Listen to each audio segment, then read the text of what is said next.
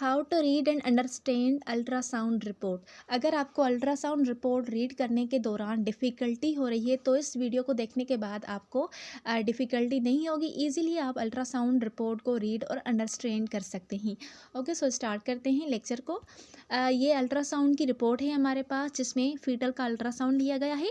अब यहाँ पर आपको कुछ टर्म्स मिल रहे हैं जो कि कभी कभी आपको समझ नहीं आते, जिसमें प्रेजेंटेशन है, फीटल मूवमेंट है, लिक्योर है, प्लेसेंटा है, बीपीडी है, एचसी है, एसी है, एफएल है, composite, fetal weight, HR and USEDD. अब ये सारे टर्म्स क्या हैं, इनका क्या मतलब है, ये हम इस वीडियो में डिस्कस करेंगे। तो सबसे पहले है प्रेजेंटेशन यानी पोजीशन।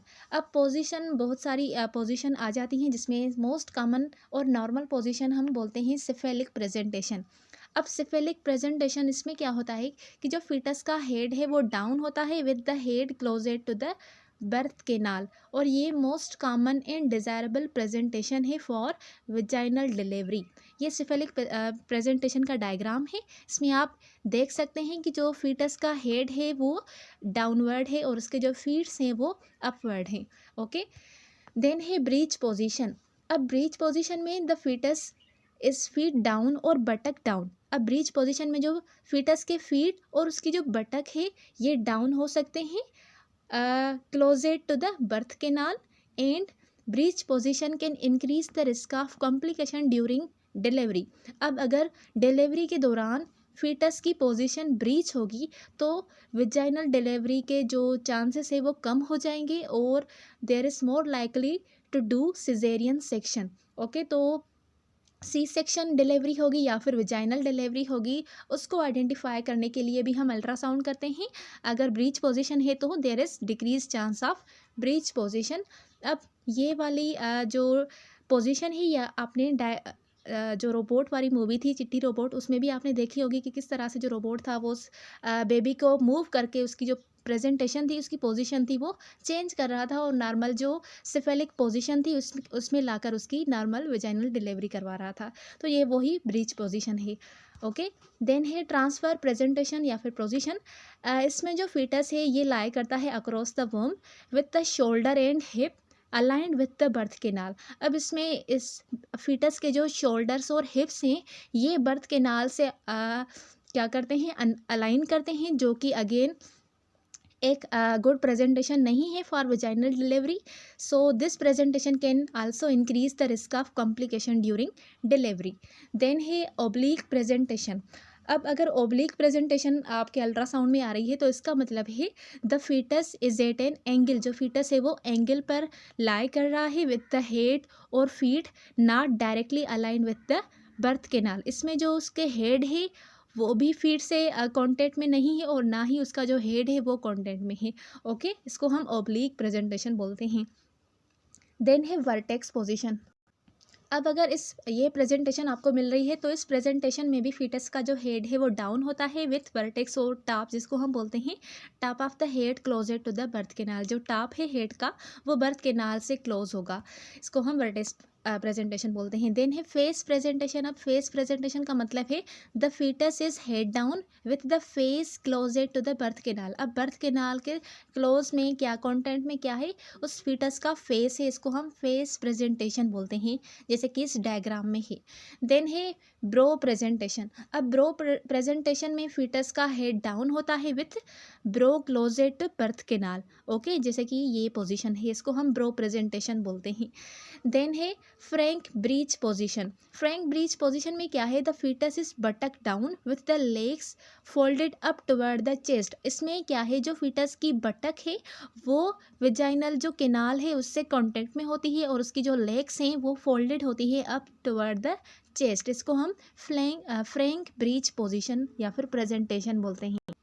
देन लास्ट है कंप्लीट ब्रीच प्रेजेंटेशन। अब इसमें फीटस की बटक भी डाउन होती है with the legs extended downward. इसको हम कंप्लीट ब्रीच प्रेजेंटेशन बोलते हैं, जो कि अगेंस्ट एक इंक्रीज करती है risk of complication during delivery. Then है कुछ और टर्म्स। तो इसमें हमारे पास फर्स्ट पे आता है बीपीडी। बीपीडी का मतलब है biparietal diameter. Biparietal diameter में जो पैराइटल लोब हैं उनके बीच का जो डिस्टेंस है हम वो मैयर करते हैं। So measure the distance between the two parietal bones of the fetal skull. अब अगर बीपीडी लिखा हो तो उसका मतलब आप समझ सकते हैं कि इसका मतलब है biparietal diameter. Okay, then है CRL जिसका मतलब है क्राउन रम्प लेंथ। इसमें हम मैयर करते हैं length of fetus from crown of head to the buttocks. ठीक है, क्राउन ऑफ हेड से बटक तक जो उसकी लेंथ है उसकी मैयरमेंट को हम CRL बोलते हैं। देन है EDD। EDD का मतलब है एक्सपेक्टेड डेट ऑफ डिलीवरी, यानी जो अल्ट्रासाउंड में हमें ये भी पता लगता है कि इसकी डिलीवरी कौन से टाइम पे होगी, तो इसको हम बोलते हैं EDD, यानी estimated due date based on ultrasound measurement. Ultrasound measurement के बेस पर हम ये पता लगाते हैं कि इस वुमेन की प्रेगनेंसी जो डिलीवरी है वो किस टाइम पे होगी, इसको हम EDD बोलते हैं। देन है FHR यानी फीटल हार्ट रेट। इसमें हम फीटल का heart rate in beats per minute में मैयर करते हैं। ओके, देन है GA का मतलब है गेस्टेशनल एज। अब इसमें आपने ये भी अल्ट्रासाउंड में देखा होगा कि इस जिस भी मदर ने अल्ट्रासाउंड करवाया है तो ये 36 वीक्स का हो सकता है, 35, यानी इसमें हमें वीक्स का पता लगता है। सो इसमें हम मैयर करते हैं age of fetus in weeks and days. Okay, इसको हम गेस्टेशनल एज बोलते हैं। सिंपल इसका जो शॉर्ट फॉर्म है वो है GA। देन है HC का मतलब है हेड सरकमफ्रांस। इसमें हम मैयर करते हैं फीटल की हेड सरकमफ्रांस को। और देन है HL में हम मैयर करते हैं फीटस के ह्यूमेरस को, जिसको हम अपर आर्म बोलते हैं। तो अपर आर्म के जो बोन्स है उसकी मैयरमेंट को हम HL बोलते हैं, यानी ह्यूमेरल लेंथ। ठीक है, अपर आर्म के बोन को हम ह्यूमेरस बोलते हैं, इसीलिए इसको हम ह्यूमेरल लेंथ बोलते हैं। देन है फिमोरल लेंथ। फिमोरल लेंथ में हम फीटल की फीमर की लेंथ को मैयर करके यानी सिंपली उसके थाई बोन की मैयरमेंट करते हैं, इसको हम FL बोलते हैं। देन है एंटी का मतलब है न्यूट्रल ट्रांसल्यूसेंसी। अब इसमें हम इसकी थिकनेस को मैयर करते हैं of the fluid filled space at the back of fetal neck. Fetus की नेक के यानी बेक, उसके नेक के पीछे एक फ्लूइड फिल्ड स्पेस होती है जिसको हम न्यूट्रल ट्रांसल्यूसेंसी बोलते हैं। इसकी हम थिकनेस को मैयर करते हैं। इससे हमें ये पता लगता है कि either there is abnormality in chromosome number. अगर इसकी थिकनेस ज़्यादा है तो ये इंडिकेट करती है कि इस बच्चे में क्रोमोसोमल एबनॉर्मलिटीज़ हैं। ओके, इसको हम एंटी बोलते हैं। देन है प्लेसेंटा। अब प्लेसेंटा की भी पोजीशंस होती हैं जो कि हमें अल्ट्रासाउंड्स के दौरान देखने को मिलती है। सो प्लेसेंटा क्या है? It is the organ that develop in uterus during pregnancy providing oxygen and nutrients to the fetus. अब प्लेसेंटा का काम, ये एक ऑर्गन है जो कि प्रेगनेंसी के दौरान यूट्रस के अंदर डेवलप होता है। इसका काम सिंपली ये होता है कि वो फीटस को ऑक्सीजन और न्यूट्रिएंट्स प्रोवाइड करता है।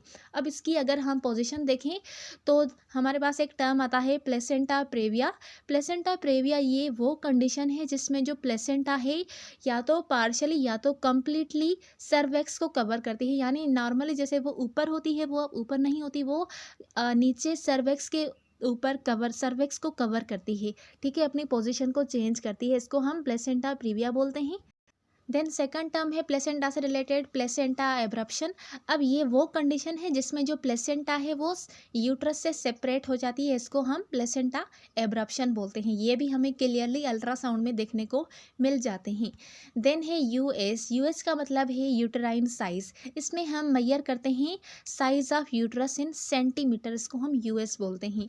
देन है योक सेक अ स्मॉल सर्कुलर स्ट्रक्चर है जो कि विजिबल होता है अल्ट्रासाउंड में, which provides nutrients to the embryo before the placenta develop। अब योक सेक का मतलब काम ये होता है कि वो न्यूट्रिएंट्स को प्रोवाइड करे एम्ब्रियो में, लेकिन ये तब तक होता है जब तक प्लेसेंटा डेवलप ना हो जाए। ठीक है, प्लेसेंटा डेवलप होने के बाद ये काम प्लेसेंटा ही करती है। देन है अल्ट्रासाउंड की कुछ टर्मिनोलॉजीज जिसमें आता है सबसे पहले हाइपर इकोइक।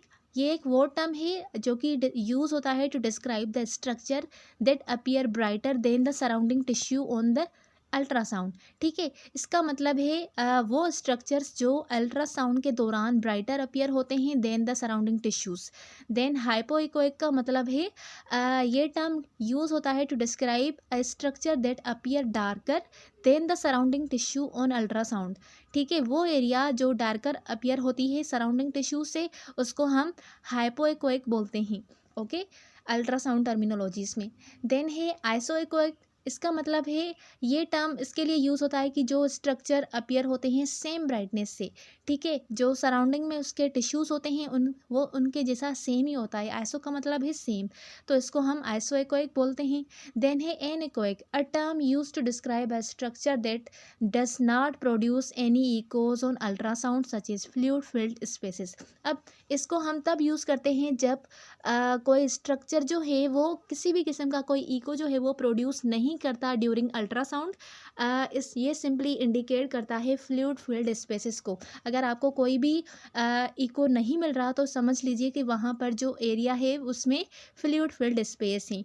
तो ये सिंपली अल्ट्रासाउंड की टर्मिनोलॉजीज हैं जो कि शो करती है एरियाज़ को, ठीक है, और उनका मतलब क्या है और उनको डिफ्रेंशिएट करती है दूसरे सराउंडिंग टिश्यूज से। So thanks for watching. I hope कि आपको ये वीडियो क्लियर हो गई होगी और अब आपको कोई डिफ़िकल्टी नहीं होगी अल्ट्रासाउंड रिपोर्ट को रीड करने के लिए।